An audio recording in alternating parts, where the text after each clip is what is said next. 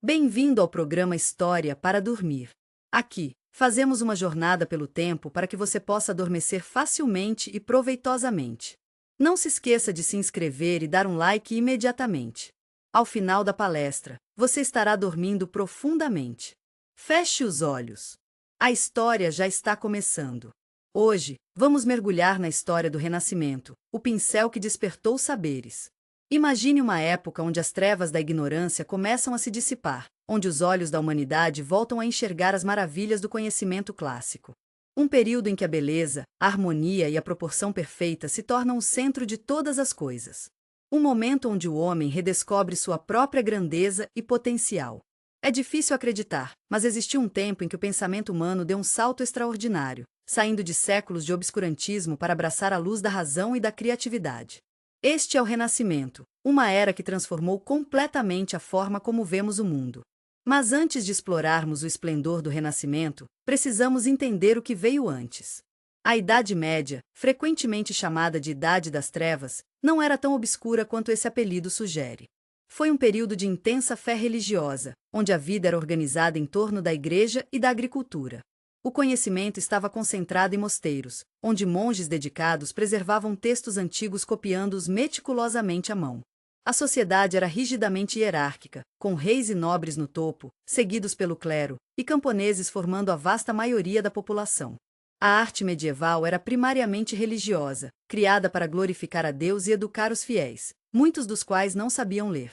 As pinturas e esculturas não buscavam realismo, mas sim comunicar verdades espirituais. As figuras eram achatadas, com pouca perspectiva ou anatomia realista, e frequentemente apresentadas em fundos dourados que simbolizavam o reino celestial. O final da Idade Média foi marcado por crises devastadoras. A peste negra, começando em 1347, matou cerca de um terço da população europeia. Guerras constantes, como a Guerra dos 100 Anos entre Inglaterra e França, devastaram regiões inteiras. A fome era comum, e a Igreja, pilar central da sociedade, enfrentava crescente corrupção e questionamento. Foi neste cenário de crise e transformação que nasceu o Renascimento. O termo Renascimento significa literalmente renascimento ou renascer, referindo-se ao renovado interesse pela cultura da antiguidade clássica, a Grécia e Roma antigas. Este movimento começou nas cidades-estado do norte da Itália por volta do século XIV e gradualmente se espalhou pelo resto da Europa nos 2 séculos seguintes. Por que a Itália? Diversos fatores convergiram para fazer desta região o berço da Revolução Cultural renascentista. Primeiro, a Itália tinha a vantagem geográfica de estar mais próxima fisicamente do legado greco-romano. Ruínas, estátuas e manuscritos antigos eram mais abundantes ali do que no resto da Europa.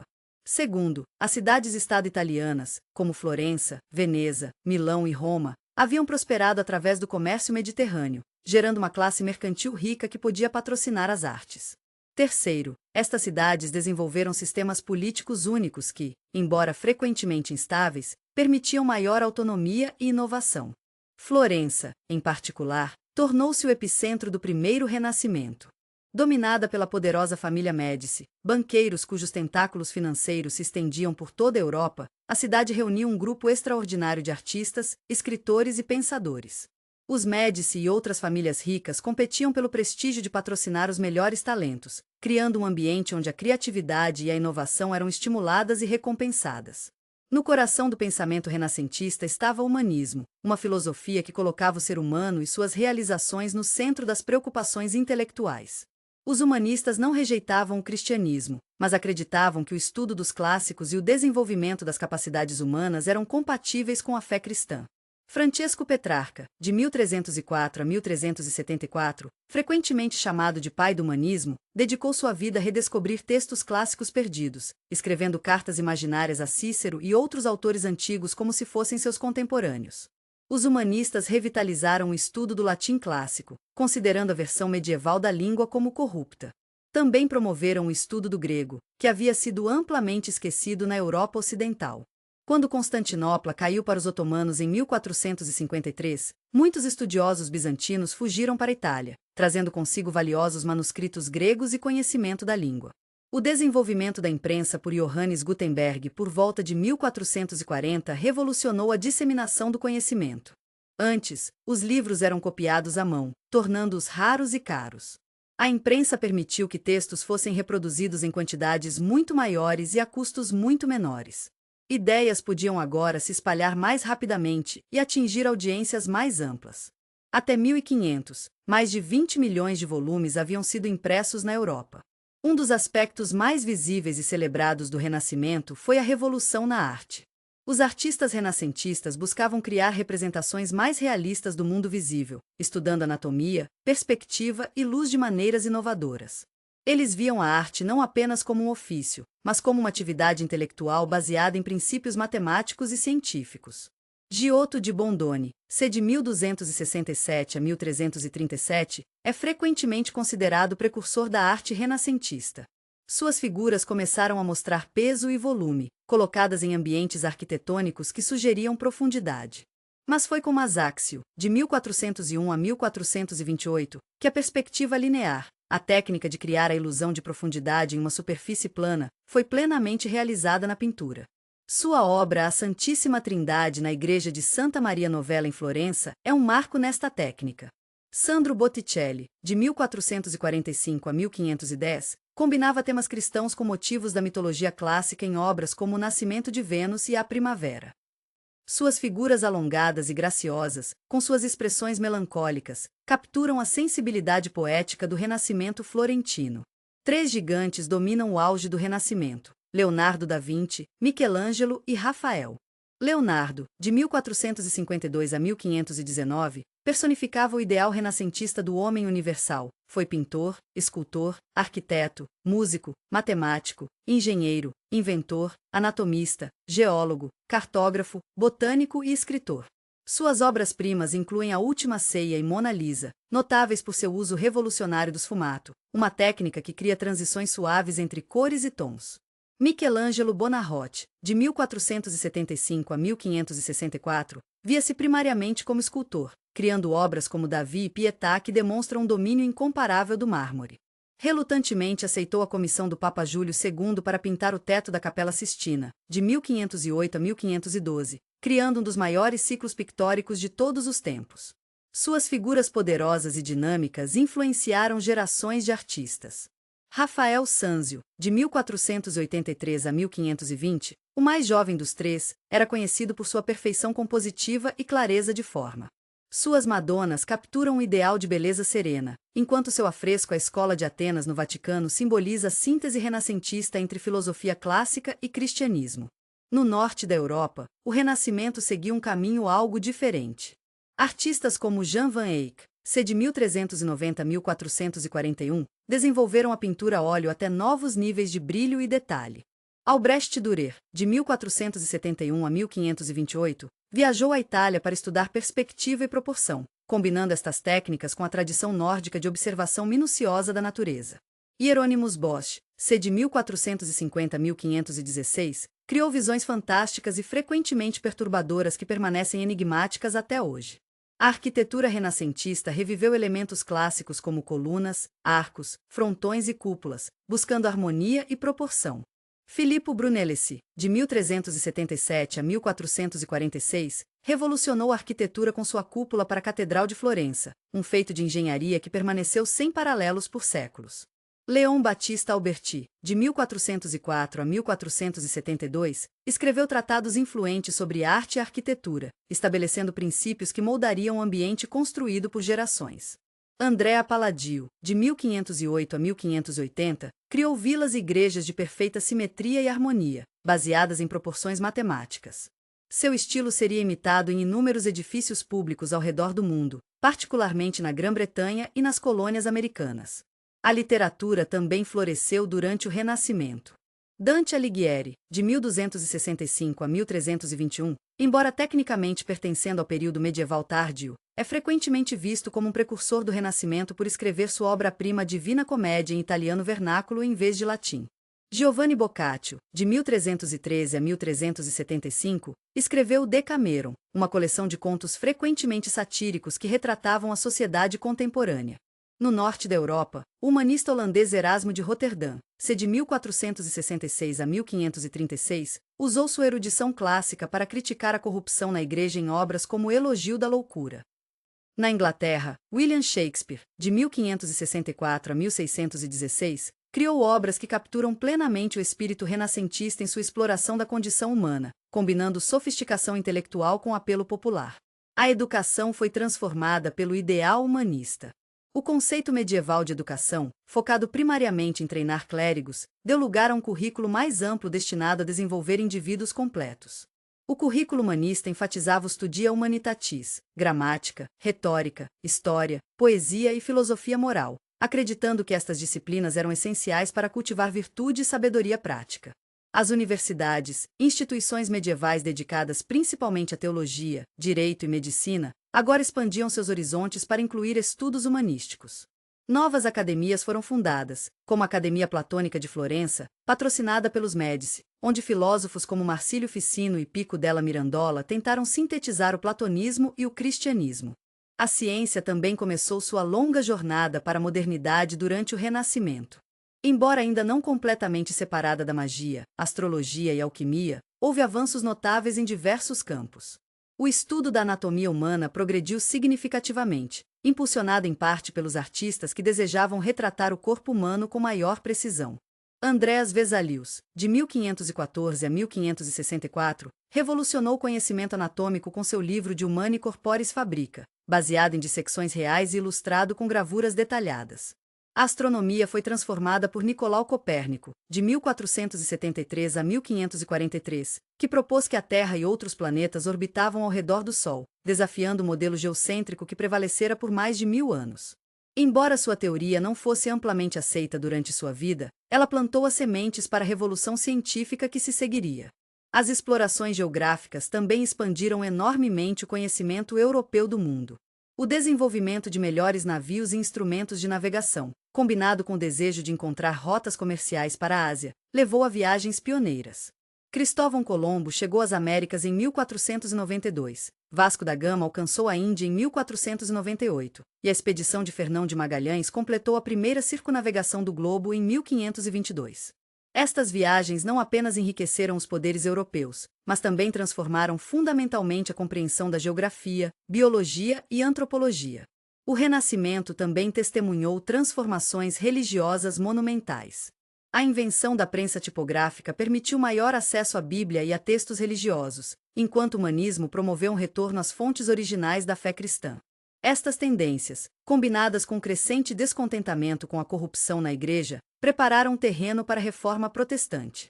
Quando Martinho Lutero afixou suas 95 teses na porta da Igreja do Castelo de Wittenberg em 1517, ele desencadeou uma série de eventos que dividiria permanentemente a cristandade ocidental. Lutero, educado na tradição humanista, argumentava que a salvação vinha somente pela fé, não por obras ou indulgências vendidas pela Igreja. A reforma se espalhou rapidamente pela Europa setentrional, enquanto a Europa meridional permaneceu predominantemente católica. A Igreja Católica eventualmente respondeu com a Contra-Reforma, também conhecida como Reforma Católica. O Concílio de Trento, de 1545 a 1563, clarificou a doutrina católica, reformou práticas corruptas e reafirmou a autoridade papal. Novas ordens religiosas, como os jesuítas, foram fundadas para educar a juventude e disseminar a fé católica. A arte barroca emergiu como expressão visual da Contra-Reforma, enfatizando emoção, drama e envolvimento sensorial. Politicamente, o Renascimento foi um período de intensa competição entre estados. Na Itália, cidades-estado como Florença, Veneza e Milão constantemente manobravam por vantagem, frequentemente contratando mercenários, condottieri, para lutar suas guerras. Estas rivalidades fomentaram inovações em diplomacia, finanças e teoria política. Nicolau Maquiavel, de 1469 a 1527, diplomata florentino e escritor, revolucionou o pensamento político com seu livro O Príncipe. Rejeitando a noção medieval de que os governantes deveriam ser guiados primariamente por virtudes cristãs, Maquiavel argumentava que a manutenção do poder era necessariamente separada da moralidade convencional. Seu nome se tornou sinônimo de realismo político calculista, embora seus objetivos fossem mais complexos do que frequentemente reconhecido. Nas monarquias do norte da Europa, reis como Henrique VIII da Inglaterra, Francisco I da França e Carlos V do Sacro Império Romano-Germânico buscavam centralizar o poder em detrimento dos nobres feudais. Eles adotaram aspectos da cultura renascentista para aumentar seu prestígio, construindo palácios opulentos e patrocinando artistas e estudiosos. A ascensão de impérios coloniais começou durante o Renascimento. Após as viagens iniciais de exploração, poderes europeus, particularmente Espanha e Portugal, estabeleceram colônias nas Américas, África e Ásia. Este processo mudaria profundamente o mundo, criando novas redes de comércio, transferindo plantas, animais e doenças entre continentes e iniciando séculos de dominação europeia global. A vida diária foi gradualmente transformada pelas mudanças econômicas e culturais do Renascimento. Nas cidades prósperas, uma classe média emergente de comerciantes, banqueiros e artesãos qualificados buscava emular o gosto da aristocracia. Luxos como tapeçarias, pinturas e livros impressos tornaram-se mais acessíveis. A dieta se diversificou com novas importações das Américas, como tomates, batatas, milho e cacau. A moda tornou-se mais elaborada e diversificada, refletindo tanto riqueza quanto filiação regional. Nas cortes, homens e mulheres usavam roupas ricamente ornamentadas, com tecidos caros como veludo, seda e brocado. Joias, perucas e maquiagem enfatizavam status e elegância. Para os camponeses, que ainda constituíam a vasta maioria da população, a vida continuava centrada no ciclo agrícola anual. No entanto, mesmo nas áreas rurais, as mudanças do Renascimento gradualmente penetraram através de avanços agrícolas, novas culturas e maior acesso à palavra impressa. No final do século XVI, o Renascimento estava gradualmente dando lugar ao maneirismo e depois ao barroco nas artes, e ao início da revolução científica no pensamento. No entanto, seu legado perdurou de inúmeras maneiras. O Renascimento estabeleceu a ideia de que os seres humanos poderiam compreender e até controlar seu ambiente através do estudo racional e da experimentação, uma noção que fundamentaria o desenvolvimento científico subsequente. Os ideais humanistas de educação liberal continuaram a moldar sistemas educacionais, enquanto o conceito renascentista do indivíduo multifacetado inspirou gerações de artistas, cientistas e pensadores a atravessar fronteiras disciplinares. Artisticamente, as técnicas desenvolvidas durante o Renascimento, perspectiva, anatomia, luz e sombra, tornaram-se parte do vocabulário artístico básico. O neoclassicismo do século XVIII e início do XIX explicitamente reviveu ideais renascentistas, assim como movimentos do século XX como o novo humanismo. Talvez o legado mais duradouro do Renascimento seja sua visão do potencial humano. A noção de que indivíduos poderiam moldar seu próprio destino através do conhecimento, criatividade e ação inspirou movimentos de reforma e revolução ao longo dos séculos seguintes. Mas nem todos os aspectos do Renascimento são bem compreendidos ou apreciados. Embora frequentemente retratado como um rompimento completo com a Idade Média, houve significativa continuidade entre os períodos. Muitas inovações atribuídas ao Renascimento têm raízes medievais, como o desenvolvimento da perspectiva, que começou na arte gótica tardia. A visão tradicional do Renascimento como uma era de otimismo despreocupado também é excessivamente simplificada. Foi um período de profunda ansiedade religiosa, inquietação social e conflito político. Guerras, pragas e fome continuaram a ceifar vidas, enquanto as divisões criadas pela Reforma geraram décadas de violência sectária. A posição das mulheres durante o Renascimento é particularmente complexa. Por um lado, algumas mulheres da elite, como Isabela d'Este de Mantua, exerceram considerável influência como patronas das artes e até como governantes. Cortesãs educadas como Verônica Franco em Veneza participavam em debates literários e artísticos. Por outro lado, muitas mulheres viram suas oportunidades se restringirem durante este período. Os humanistas geralmente defendiam educação para meninas da elite, mas principalmente para torná-las melhores esposas e mães. Enquanto conventos medievais haviam oferecido a algumas mulheres relativa autonomia intelectual, a Reforma fechou muitos destes espaços na Europa protestante. Legalmente, a maioria das mulheres permanecia sob autoridade masculina. A perseguição a bruxas intensificou-se durante o Renascimento e início do período moderno, resultando na execução de dezenas de milhares de pessoas, principalmente mulheres. Ironicamente, este fenômeno não era um resquício da superstição medieval, mas parcialmente produto do racionalismo emergente que buscava explicações sistemáticas para infortúnios como colheitas ruins ou mortes inexplicadas. O Renascimento também testemunhou um aumento no antissemitismo e na perseguição a outros grupos minoritários. Judeus foram expulsos de vários territórios, incluindo Espanha, 1492, e Portugal, 1496, enquanto aqueles que permaneciam frequentemente enfrentavam restrições severas. Roma estabeleceu o primeiro gueto oficial em 1555, uma prática logo adotada em outras cidades. A ascensão do colonialismo europeu durante este período trouxe consequências devastadoras para povos indígenas nas Américas, África e partes da Ásia.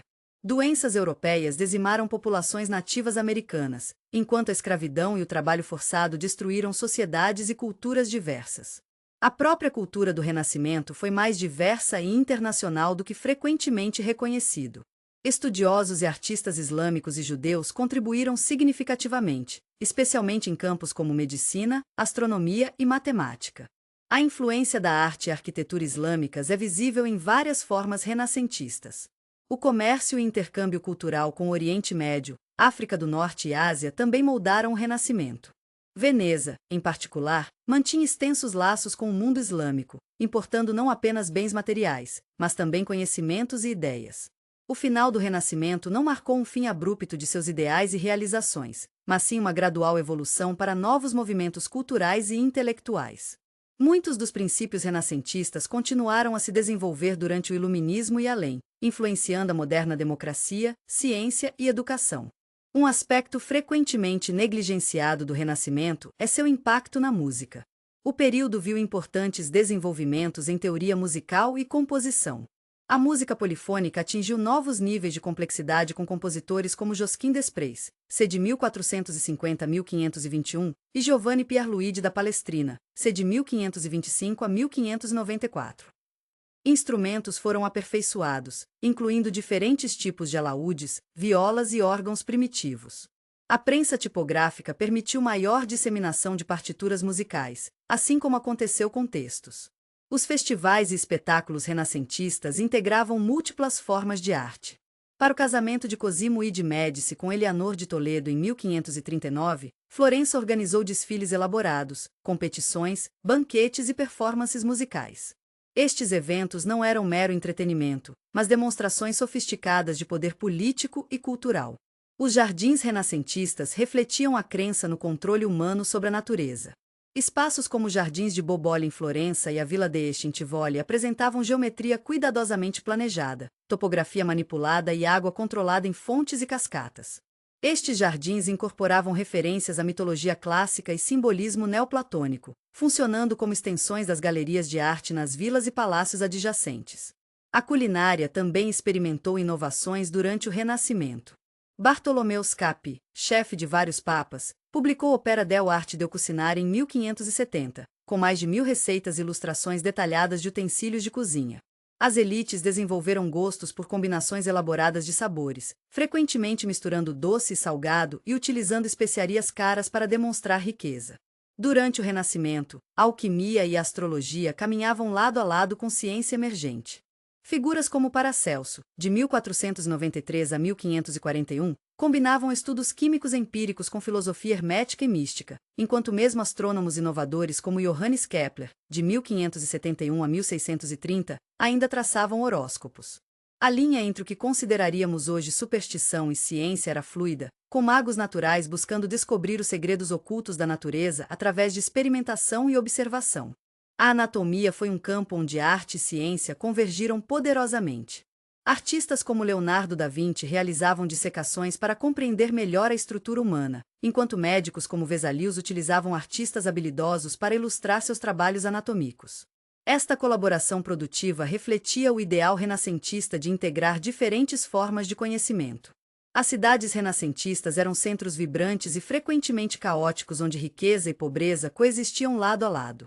Veneza, com aproximadamente 100.000 habitantes no século XVI, era uma das maiores cidades europeias e notavelmente cosmopolita. Sua economia baseava-se no comércio internacional, com mercadores de todo o Mediterrâneo e além. Seu sistema político único, uma república aristocrática liderada por um doge eleito, proporcionava relativa estabilidade, permitindo que a cidade florescesse artística e culturalmente. Florença, cidade dos Médici e berço do Renascimento, era menor mas não menos dinâmica. Sua economia era inicialmente baseada em manufatura têxtil, particularmente lã, antes que os bancos se tornassem predominantes. Guildas poderosas governavam diferentes ofícios, com a guilda da lã e a arte da seda exercendo particular influência. Politicamente, Florença alternou entre períodos republicanos e domínio Médici, com tensões constantes entre diferentes facções. Roma, sede do papado, era uma cidade de contrastes, onde ruínas antigas serviam como fundações para novas construções. Durante o Renascimento, papas ambiciosos como Júlio II e Leão X transformaram a cidade, iniciando projetos monumentais como a reconstrução da Basílica de São Pedro.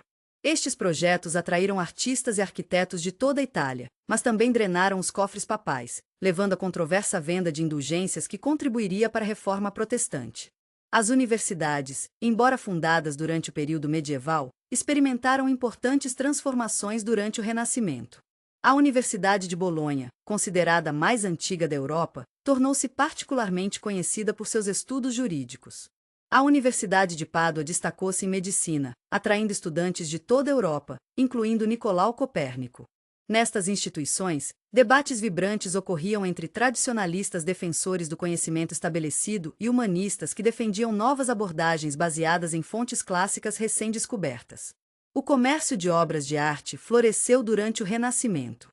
Mecenas ricos competiam para comissionar trabalhos dos melhores artistas, frequentemente especificando detalhadamente o conteúdo, materiais e prazos em contratos formais. Este sistema de patrocínio permitia aos artistas concentrarem-se em aperfeiçoar suas habilidades, mas também os tornava dependentes dos caprichos dos poderosos. Alguns artistas, como Tiziano em sua carreira posterior, conseguiram atingir independência considerável e ditavam seus próprios termos aos clientes, incluindo imperadores e papas. A vida familiar durante o Renascimento variava significativamente por classe social e região.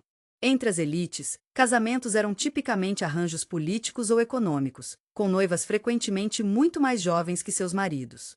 Esposas de mercadores e artesãos frequentemente participavam nos negócios da família, enquanto mulheres camponesas trabalhavam nos campos além de suas responsabilidades domésticas. As crianças da elite recebiam educação formal, inicialmente em casa com tutores e depois possivelmente em universidades para os meninos. Meninas raramente recebiam educação formal extensiva, embora algumas famílias humanistas educassem filhas e filhos igualmente. Crianças de classe baixa começavam a trabalhar desde muito jovens, frequentemente como aprendizes em ofícios ou como trabalhadores agrícolas. Epidemias permaneciam uma ameaça constante durante o Renascimento. A peste bubônica retornava periodicamente, devastando cidades como Veneza em 1575-77 e Milão em 1629-31. Cidades respondiam com quarentenas, lazaretos, hospitais de isolamento e outras medidas de saúde pública, algumas surpreendentemente sofisticadas. Em Veneza, um conselho de saúde permanente monitorava doenças e implementava medidas preventivas, incluindo inspeções de navios e mercadorias. O desenvolvimento da perspectiva foi uma das realizações mais celebradas da arte renascentista. A perspectiva linear, codificada por Brunelleschi e teorizada por Alberti, permitiu aos artistas criar ilusões convincentes de espaço tridimensional em superfícies bidimensionais. Esta técnica se baseava em princípios matemáticos, particularmente a geometria euclidiana, exemplificando a fusão renascentista de arte e ciência. Leonardo da Vinci levou esta integração ainda mais longe.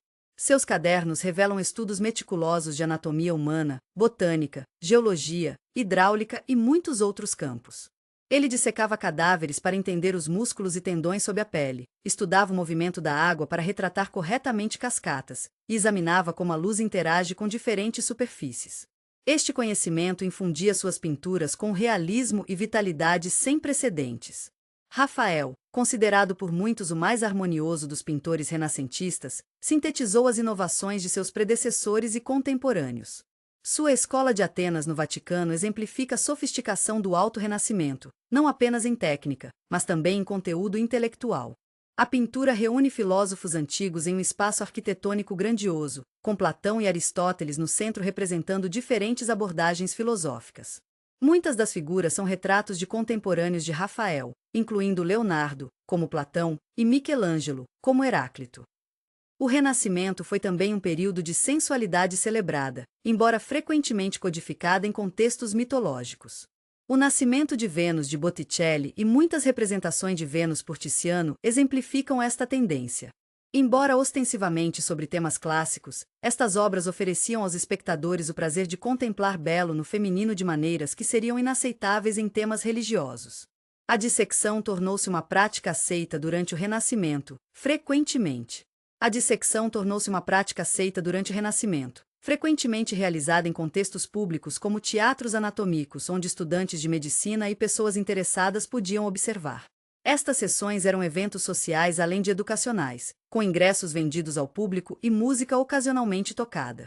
A Universidade de Pádua construiu um teatro anatômico permanente em 1595, com galerias dispostas em círculos concêntricos ao redor da mesa de dissecção, permitindo que centenas de espectadores observassem o procedimento.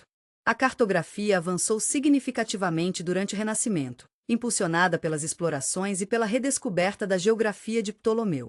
Mapas tornaram-se não apenas ferramentas práticas para navegação e administração, mas também objetos de arte e símbolos de poder.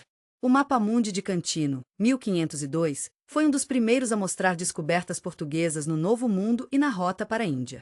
Mercator desenvolveu sua famosa projeção em 1569, facilitando a navegação ao representar linhas de curso constante como linhas retas. A literatura renascentista explorava novos gêneros e temas. Enquanto poetas como Petrarca refinavam o soneto como forma de expressar amor idealizado, escritores como François Rabelais em Gargantua e Pantagruel utilizavam o humor grotesco para satirizar instituições estabelecidas. Miguel de Cervantes, com Dom Quixote, de 1605 a 1615, criou o que muitos consideram o primeiro romance moderno, uma obra profundamente autoconsciente que explora os limites entre realidade e ficção. A vida nas cortes renascentistas era regida por códigos elaborados de comportamento. Baldassare Castiglione em O Cortesão, 1528, delineou as qualidades do perfeito homem da corte, que deveria dominar armas, letras e artes, demonstrando uma graça aparentemente sem esforço chamada presatura. As mulheres da corte deveriam ser cultas e virtuosas, capazes de participar em conversação elegante enquanto mantinham reputações impecáveis. O vestuário era uma expressão crucial de identidade e status. Leis suntuárias frequentemente restringiam quem podia usar certos materiais e cores, tentando preservar distinções sociais visíveis. O preto, particularmente difícil e caro de produzir consistentemente, tornou-se uma cor da moda entre as elites, especialmente na Espanha. Retratos da época mostram atenção minuciosa a detalhes de vestuário, com artistas habilmente representando diferentes texturas de veludos, brocados e rendas. O multilinguismo era comum entre as elites renascentistas. Além de suas línguas nativas, pessoas educadas tipicamente conheciam latim e frequentemente grego. Cortesãos e diplomatas frequentemente dominavam várias línguas europeias, refletindo os laços dinásticos e comerciais que conectavam diferentes regiões. Esta fluidez linguística facilitava a rápida disseminação de ideias através de fronteiras. Engenheiros renascentistas criaram maravilhas tecnológicas, tanto práticas quanto recreativas. Além das famosas máquinas de guerra e invenções visionárias de Leonardo, figuras como Agostinho Ramelli e Salomão de Caus publicaram livros ilustrados de engenharia com designs de fontes, bombas, elevadores e outras máquinas. Nas cortes, engenheiros criavam automatos e efeitos especiais para entretenimento, como pássaros mecânicos que cantavam ou jardins com fontes que ativavam inesperadamente, molhando visitantes desavisados. A disseminação do conhecimento durante o Renascimento foi facilitada não apenas pela imprensa, mas por redes de correspondência entre estudiosos. Erasmo, por exemplo, mantinha comunicação regular com intelectuais em toda a Europa, discutindo descobertas, debatendo interpretações e compartilhando manuscritos recém-encontrados. Estas repúblicas de letras transcendiam fronteiras políticas e às vezes religiosas, embora as divisões da Reforma eventualmente fraturassem algumas destas redes. A medicina renascentista permanecia amplamente baseada na teoria humoral grega, que explicava saúde e doença como resultado do equilíbrio entre 4 humores corporais. Tratamentos comuns incluíam sangrias, purgas e dietas específicas para restaurar o equilíbrio humoral. No entanto, médicos como Paracelso desafiavam dogmas antigos, promovendo medicamentos químicos e enfatizando observação em vez de aderência cega. Galeno e outras autoridades. Hospitais se desenvolveram significativamente durante o Renascimento. O Hospital dos Inocentes em Florença, projetado por Brunelleschi, estabeleceu um novo padrão para instalações médicas, combinando funcionalidade com beleza arquitetônica. Em Veneza, o Ospedale della Pietà se tornou conhecido não apenas por cuidados médicos, mas por seu programa musical que treinava meninas órfãs, algumas das quais se tornaram músicas renomadas sob a tutela de compositores como Antônio Vivaldi, embora este já no período barroco. A astrologia foi levada a sério por muitos intelectuais renascentistas. Médicos consultavam mapas astrais ao diagnosticar doenças e prescrever tratamentos. Gobernantes empregaban astrólogos para determinar momentos propicios para iniciar empreendimentos importantes. Mesmo papas consultavam os céus. A reconstrução da Basílica de São Pedro começou em um momento escolhido astrologicamente. Esta prática não era vista como contraditória à fé cristã, mas como meio de compreender a ordem divina inscrita nos céus. Estudos cabalísticos e herméticos floresceram entre alguns círculos humanistas. Pico della Mirandola e outros buscavam sínteses entre tradições místicas judaicas, textos herméticos atribuídos ao lendário Hermes Trismegisto e teologia cristã. Estas tradições esotéricas enfatizavam correspondências entre o macrocosmo do universo e o microcosmo do corpo humano, bem como o potencial para ascensão espiritual através de conhecimento secreto. A Igreja, apesar de frequentemente retratada como antagonista do Renascimento, foi na realidade um dos principais patronos de arte e aprendizado renascentista. Papas como Júlio II e Leão X patrocinaram muitas das maiores obras-primas da época. Religiosos não eram uniformemente tradicionalistas. Muitos humanistas eram clérigos, e algumas ordens religiosas avidamente abraçaram estudos humanísticos. Festas populares e carnavais continuaram durante o Renascimento, oferecendo oportunidades para inversão social temporária. Durante o carnaval, pessoas comuns podiam satirizar autoridades e regras sociais normalmente rígidas eram relaxadas. Estes festivais frequentemente incorporavam elementos tanto da cultura clássica recém-valorizada quanto de tradições folclóricas locais, criando híbridos culturais fascinantes. O crime e sua punição eram aspectos muito visíveis da vida renascentista urbana. Execuções públicas eram eventos espetaculares, atraindo grandes multidões. Veneza era conhecida pela exibição pública de corpos de criminosos executados entre as colunas da Piazzetta de São Marcos como advertência. Ao mesmo tempo, cidades desenvolviam forças policiais mais organizadas e sistemas judiciais mais elaborados, refletindo maior controle estatal sobre a sociedade. A beleza feminina idealizada no Renascimento seguia padrões específicos. Pele pálida, cabelos loiros, lábios vermelhos e testa alta eram particularmente valorizados. Mulheres iam a extremos para atingir estes ideais, usando maquiagem de chumbo, que lentamente as envenenava, para branquear a pele, tinturas à base de açafrão ou urina para dourar o cabelo, e depilando ou mesmo cauterizando a linha do cabelo para criar testas mais altas. Estes ideais de beleza são evidentes em pinturas de Botticelli, Tiziano e outros mestres. O conceito de genialidade artística individual emergiu durante o Renascimento. Enquanto artistas medievais frequentemente permaneciam anônimos, mestres renascentistas como Michelangelo e Leonardo desenvolveram reputações de genialidade quase sobrenatural. Giorgio Vasari, em suas vidas dos mais excelentes pintores, escultores e arquitetos, 1550, estabeleceu o gênero da biografia artística, tratando os grandes mestres como heróis culturais e descrevendo seu desenvolvimento em termos quase evolutivos. Gabinetes de curiosidades, Wunderkammern, surgirán como precursores de museus modernos. Colecionadores ricos reuniam objetos naturais e artificiais incomuns, conchas exóticas, fósseis, artefatos de culturas distantes, amostras minerais e espécimes biológicos preservados. Estas coleções refletiam um desejo de compreender e categorizar o mundo cada vez mais expandido revelado pelas explorações europeias. A dança na corte tornou-se cada vez mais codificada e refletia valores renascentistas de ordem, harmonia e graça. Mestres de dança como Domênico da Piacenza escreveram tratados detalhando passos específicos e coreografias. A habilidade na dança era considerada essencial para cortesãos, demonstrando tanto controle físico quanto sofisticação social. O desenvolvimento da técnica do óleo sobre tela transformou a pintura. Enquanto a têmpera sobre madeira, comum no início do Renascimento, exigia aplicação rápida e oferecia pouca oportunidade para correções, a pintura a óleo permitia aos artistas trabalhar mais lentamente, construir em camadas e criar efeitos sutis de luz e textura. Pinturas a óleo também eram mais leves e mais fáceis de transportar que painéis de madeira, facilitando o comércio internacional de arte. A vida urbana tornou-se cada vez mais sofisticada. Melhoramentos em saneamento, pavimentação de ruas e iluminação tornaram cidades mais habitáveis, enquanto regulamentos de construção visavam prevenir incêndios e outros perigos.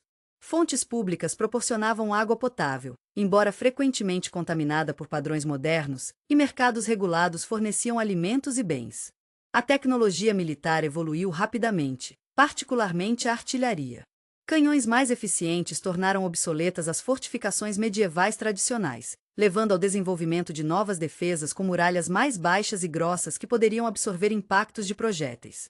Estas inovações são visíveis nas fortificações em estrela que começaram a aparecer em cidades italianas. O balanço entre tecnologias ofensivas e defensivas influenciou políticas, já que estados menores não podiam mais confiar apenas em muralhas para proteção. A vida nos mosteiros foi transformada tanto pela reforma quanto pelo humanismo. Alguns tornaram-se centros de aprendizado humanista, com monges estudando grego e hebreu para melhor compreender textos sagrados. Outros enfrentaram críticas de reformadores que questionavam o valor da vida monástica. Nas regiões protestantes, muitos mosteiros foram dissolvidos, seus bens confiscados por governantes que aproveitaram a oportunidade para enriquecer seus cofres. A descoberta das Américas transformou gradualmente a dieta europeia.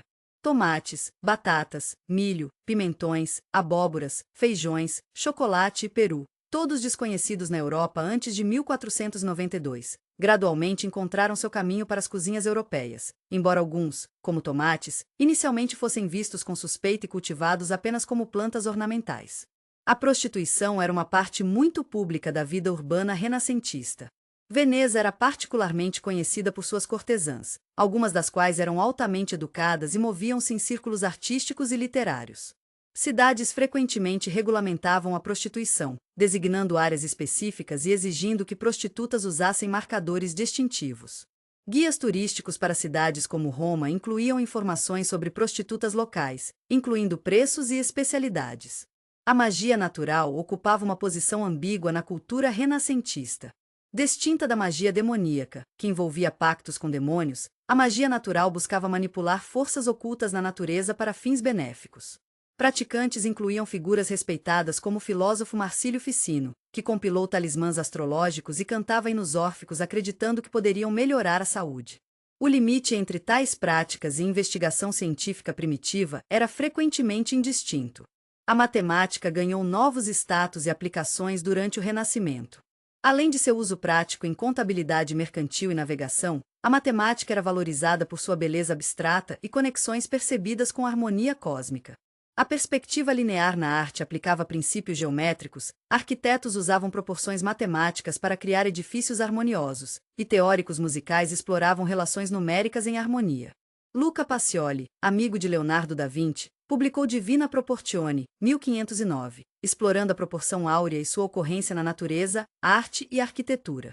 Banqueiros italianos, particularmente de Florença, desenvolveram sistemas financeiros sofisticados que facilitaram o comércio internacional. Bancos como o Médici operavam filiais em várias cidades europeias, permitindo que mercadores obtivessem crédito ou transferissem fundos sem transportar moedas físicas. Estas inovações financeiras criaram riqueza que, por sua vez, financiou muito do esplendor artístico do Renascimento. O mecenato artístico não era apenas questão de gosto pessoal, mas também importante estratégia política. Quando Cosimo de Médici retornou à Florença do exílio em 1434, ele comissionou numerosos projetos artísticos que simultaneamente embelezaram a cidade e reforçaram sua influência política. O patronato permitia que indivíduos e famílias expressassem piedade, patrocinando arte religiosa, demonstrassem sofisticação cultural e literalmente inscrevessem seus nomes na paisagem urbana através de capelas, palácios e monumentos. A falada Idade das Trevas, que precedeu o Renascimento, não era tão obscura quanto o termo sugere. Historiadores modernos enfatizam as importantes realizações culturais e intelectuais do período medieval, incluindo universidades, catedrais góticas e sistemas legais. O próprio termo Idade das Trevas foi popularizado por humanistas renascentistas buscando distanciar-se do passado imediato e alinhar-se com a antiguidade clássica admirada. A autopercepção era fundamental para o Renascimento. Os indivíduos daquele período autoconsciente sabiam que estavam vivendo em uma era de renascimento cultural e frequentemente comentavam sobre isso. Escritores como Giorgio Vasari explicitamente conceituavam sua época como um renascimento de excelência que havia sido perdida durante os séculos intermediários. Esta autoconsciência histórica, este sentido de participar em um momento crucial de renovação cultural, era em si uma inovação e estabeleceu um precedente para movimentos culturais subsequentes. A guerra era uma presença constante durante o Renascimento. A Península Italiana raramente conhecia paz, com cidades-estado frequentemente em conflito. A invasão francesa de 1494, quando o rei Carlos VIII marchou para Nápoles com um exército maciço e artilharia avançada, marcou um ponto de virada, expondo a vulnerabilidade das cidades-estado italianas a potências maiores. Nas décadas seguintes, França e Espanha repetidamente lutaram pelo controle da Itália, devastando regiões e acabando com a independência de muitas cidades-estado. Academias intelectuais proliferaram, proporcionando espaços para discussão fora das universidades mais conservadoras. A Academia Platônica Florentina, patrocinada por Cosimo de Médici e liderada por Marcílio Ficino, concentrava-se na tradução e interpretação de textos platônicos. A Academia della Crusca, fundada em Florença em 1583, dedicava-se a purificar a língua italiana e produziu o primeiro dicionário abrangente do italiano. A escravidão persistiu durante o Renascimento. No Mediterrâneo, cativos de guerras entre cristãos e muçulmanos frequentemente eram escravizados, com mercados de escravos operando em cidades como Veneza. À medida que portugueses e espanhóis estabeleciam colônias no além-mar, desenvolviam sistemas de trabalho forçado que evoluiriam para o comércio transatlântico de escravos, com consequências devastadoras para a África e transformadoras para as Américas. A impressão transformou a leitura de atividade comunal para frequentemente privada. Antes dos livros impressos, textos eram frequentemente lidos em voz alta para grupos, mesmo quando indivíduos sabiam ler, devido à escassez de manuscritos. A maior disponibilidade de material impresso facilitou a leitura silenciosa e privada, alterando fundamentalmente a experiência de engajamento com textos e permitindo maior diversidade de interpretações. O maneirismo emergiu nas últimas décadas do século XVI como resposta e evolução do Renascimento. Artistas como Parmigianino e Bronzino deliberadamente distorciam proporções, criavam composições tensas e complexas, e exploravam temas sofisticados e às vezes enigmáticos. Este estilo refletia um sentimento crescente de que os mestres do Alto Renascimento haviam atingido a perfeição em representação direta, levando artistas a buscar novas direções que enfatizavam artifício, virtuosismo técnico e expressão emocional. A influência islâmica na cultura renascentista foi significativa, embora frequentemente não reconhecida. Estudiosos europeus traduziam e construíam sobre trabalhos árabes em matemática, astronomia e medicina. Comerciantes importavam tapetes, cerâmicas e têxteis islâmicos, que aparecem em várias pinturas renascentistas. Designs decorativos inspirados em arte islâmica encontraram seu caminho para a arquitetura, manuscritos e outros meios, criando uma mistura cultural mais rica do que frequentemente reconhecida. Nas cidades-estado do norte da Itália, o Renascimento coincidiu com um período de experimentação política. Florença alternou entre governo republicano e domínio Médici, desenvolvendo instituições que dispersavam poder entre diferentes grupos para evitar tirania. Veneza era admirada por seu governo republicano estável liderado por um doge eleito e um complexo sistema de conselhos, embora o poder real estivesse nas mãos de um pequeno grupo de famílias patrícias. Estes sistemas contrastavam com as monarquias hereditárias que dominavam a maior parte da Europa. Figuras femininas notáveis desafiaram as limitações de gênero durante o Renascimento. Isabela d'Este, Marquesa de Mantua, de 1474 a 1539, era uma colecionadora e patrona sofisticada que comissionava obras de artistas como Leonardo, Mantegna e Tiziano. Ela mantinha uma das mais importantes coleções de arte da Europa e correspondia-se com intelectuais e governantes por toda a península. Sofonis Banguissola, de 1532 a 1625, tornou-se uma pintora de retratos incrivelmente bem-sucedida, servindo como artista da corte para o rei Filipe II da Espanha, uma conquista notável para uma mulher naquela época. Laura Sereta, de 1469 a 1499, humanista de Brécia, escreveu cartas eloquentes defendendo a educação feminina e respondendo a críticos que consideravam suas realizações intelectuais inadequadas para uma mulher. Cassandra Fedeli, de 1465 a 1558, de Veneza deu discursos públicos em latim na Universidade de Pádua e correspondia-se com estudiosos por toda a Europa, embora tenha sido proibida de aceitar um convite para lecionar na Universidade de Salamanca. As lutas pelo poder na Itália renascentista às vezes tomavam formas violentas e pessoais. Assassinatos políticos eram comuns, como a infame Conspiração Pazzi de 1478, onde rivais dos Médici tentaram matar Lorenzo e Giuliano de Médici durante a missa na Catedral de Florença. Giuliano foi morto, mas Lorenzo escapou, retaliando com execuções em massa de conspiradores. Famílias como os Borgia, liderados pelo Papa Alexandre VI e seu filho Cesare, tornaram-se notórios por eliminar oponentes enquanto construíam seu poder. A vida nas vilas suburbanas da elite proporcionava escape do tumulto urbano.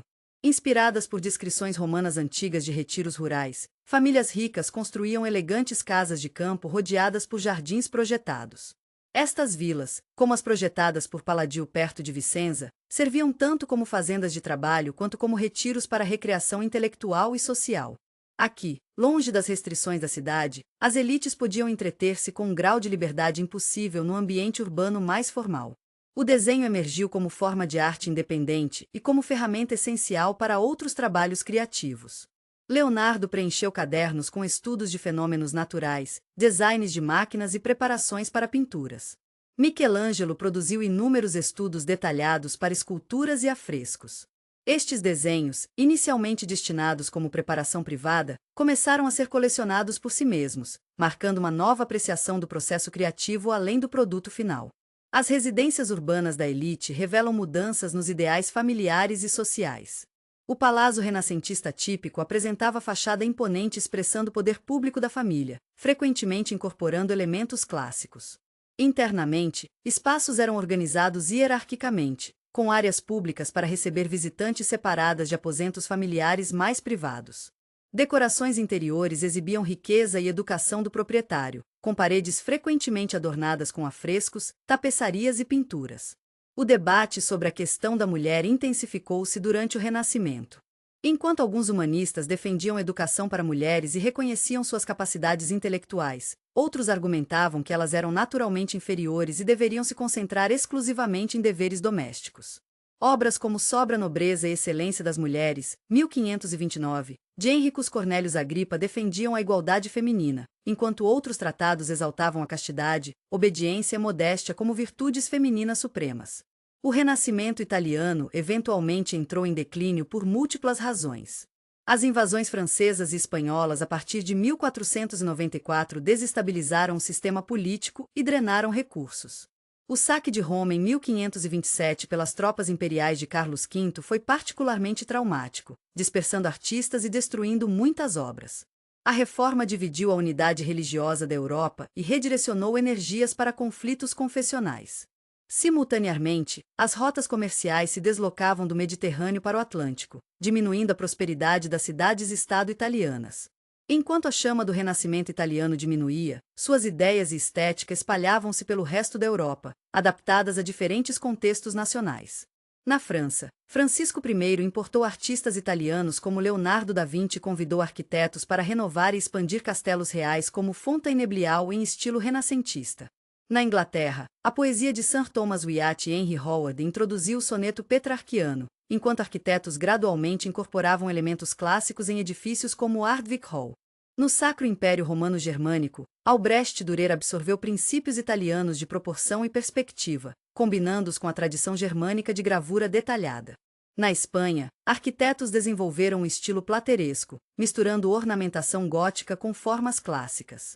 Estas renascenças nacionais não eram simples imitações do modelo italiano, mas adaptações criativas que respondiam a circunstâncias e tradições locais. À medida que o Renascimento se transformava no período barroco no início do século XVII, seu legado permanecia profundamente enraizado na cultura europeia. Muitos dos desenvolvimentos iniciados durante o Renascimento, da Revolução Científica ao sistema de Estado moderno, da educação humanista à arte secular, continuaram a evoluir nos séculos seguintes. A crença renascentista no potencial humano para criar beleza, descobrir verdade e melhorar a sociedade informa ainda ideais contemporâneos de criatividade, educação e progresso. Ao refletirmos sobre o Renascimento da perspectiva do século XXI, podemos apreciar tanto suas extraordinárias realizações quanto suas limitações. Foi um período de notável criatividade e inovação, mas também de desigualdade profunda e frequente intolerância. Produziu algumas das maiores obras de arte já criadas, mas também testemunhou guerras brutais e perseguição religiosa. Esta complexidade é talvez sua lição mais relevante, que o florescimento cultural pode coexistir com profundos problemas sociais, e que mesmo períodos de grande iluminação intelectual podem conter sombras significativas. O Renascimento, em sua busca pela perfeição clássica e inovação radical, estabeleceu tensões criativas que continuam a moldar a cultura ocidental. O equilíbrio entre tradição e inovação, entre razão e fé, entre indivíduo e comunidade. Estas dualidades que os pensadores renascentistas lutaram para reconciliar permanecem desafios fundamentais em nosso próprio tempo. Neste sentido, o Renascimento não é meramente um período histórico distante, mas um espelho no qual podemos examinar nossas próprias aspirações, conquistas e contradições. Enquanto você adormece, imagine-se caminhando pelas ruas de Florença no auge do Renascimento. O sol dourado banha os palácios de Arenito, artesãos trabalham em suas oficinas, estudiosos debatem nas praças, e em estúdios iluminados por amplas janelas, artistas estão criando obras que serão admiradas por séculos. Este foi o momento quando pessoas comuns ousaram acreditar que poderiam recuperar a grandeza do passado antigo e, talvez, até superá-la. Em seu sonho, você pode ver como este pincel do conhecimento despertou saberes que continuam a colorir nosso mundo até hoje. Boa noite, e até nossa próxima viagem pela história.